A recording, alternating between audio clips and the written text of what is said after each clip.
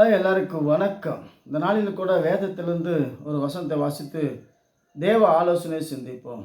யோவான் சுவிசேஷம் 15வது அதிகாரம் 6வது வசனம் 7வது வசனம்.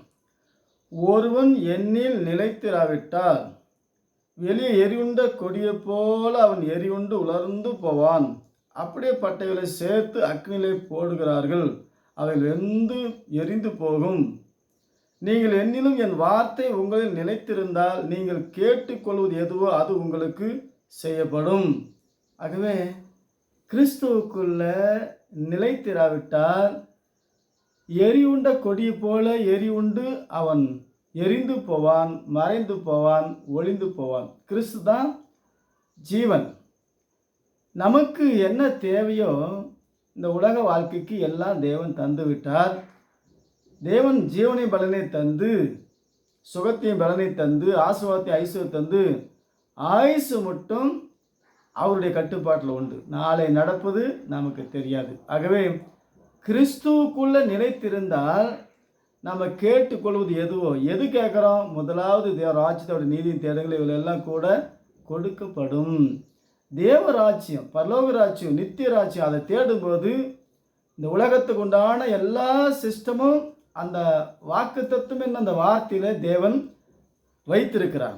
ஆகவே நீங்கள் என்னிலும் என் வார்த்தை உங்களில் நிலைத்திருந்தால் நீங்கள் நிலைத்திருப்பீர்கள், பிழைத்திருப்பீர்கள், வாழ்ந்திருப்பீர்கள். வாழ்ந்து நித்தியமாய் வாழ்ந்திருப்போம். அதுதான் தேவனுடைய வார்த்தை.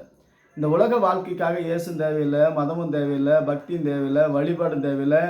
உலக வாழ்க்கைக்கு எதுவுமே தேவையில்லை. பரலோக வாழ்க்கை, நித்திய வாழ்க்கை. நித்திய வாழ்க்கை தேடும்போது இந்த உலக வாழ்க்கையெல்லாம் தேவன் டிசைன் பண்ணி கொடுக்குறார். தேவராஜ்யத்தை ஒரு நீதி தேடும்போது கிறிஸ்துவுக்குள்ள நிலைத்திராவிட்டால் அவரை தான் என்ன செய்கிறாரு?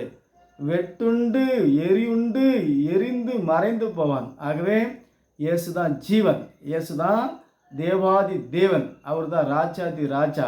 ராஜாவினுடைய வார்த்தையை கேட்டு ராஜாவின் பிள்ளைகளாய் மாற முடியாது. இந்த நாள் அந்த வார்த்தையிலே இந்த நாளை கடந்து வர வேண்டும். இல்லை என்றால் வெளியே எரிந்த கொடியை போல எரிந்து போவோம். ஆகவே நாம் எரிந்து மறைந்து போகாமல் கிறிஸ்துவுக்குள்ள மறைந்து வாழும்போது என்றென்றைக்கு நித்தியமாய் வாழுகிற அந்த வாக்கு தத்தம். ஆகவே இந்த வார்த்தையை வாசித்து தேவனுடைய வார்த்தை விசுவாசித்து இந்த வாழ்க்கைக்கு மாத்திரமல்ல, இந்த வாழ்க்கைக்கு இயேசு தேவையில்லை. ஏன்னா இயேசு இல்லாமே கோடிக்கணக்கான மக்கள் உலகத்தில் வாழ்கிறாங்க. இது வாழ்க்கை கிடையாது. இது ஒரு நிழலாட்டம். இந்த நிஜமான வாழ்க்கைக்காக தான் இயேசு தேவை. இந்த நிஜமான வாழ்க்கைக்காக தான் இயேசு இந்த உலகத்துக்கு நீங்கள் என்னிலும் என் வார்த்தை உங்களிலும் நிலைத்திருந்தால் நீங்கள் என்னோடு கூட என்றென்றைக்கும் பிழைத்திருப்பீர்கள். நான் மரித்தேன், சதா காலமும் உயிரோடு இருக்கிறேன். அந்த மரணத்துக்கு பின்னாடி மரணமில்லாத வாழ்க்கை உண்டு என்பதற்கு தான் இயேசு கிறிஸ்து இந்த உலகத்தில் மரித்து உயிர்த்து நீங்கள் என்னிலும் என் வார்த்தை உங்களை நிலைத்திருந்தால் நீங்கள் கேட்டுக்கொள்வது எதுவோ அது செய்யப்படும். ஆகவே அவர்கள் நிலைத்திருப்போம், பிழைத்திருப்போம், வாழ்ந்திருப்போம், என்றென்றும் நித்தியமாக இருக்க நாம் கற்றுக்கொள்வோம். கர்த்தர் உங்களை ஆசீர்வதிப்பார். மீண்டும் சந்திப்போம். வணக்கம். ஆமேன்.